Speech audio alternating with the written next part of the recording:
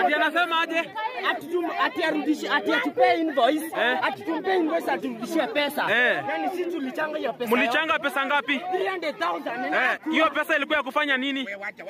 Kuja uniongeleshe, kuja uniongeleshe. Hiyo pesa hiyo pesa ilikuwa ya kufanya nini? Kwani mmelipia?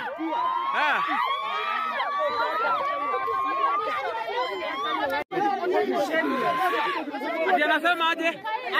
Ati arudishe, ati atupe invoice, ati tumpe invoice aturudishie pesa. Yani sisi tulichanga hiyo pesa. Mlichanga pesa ngapi? 300,000. Hiyo pesa ilikuwa ya kufanya nini?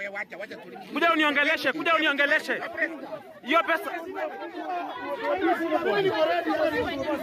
hiyo pesa ilikuwa ya kufanya nini? Kwani mmelipia?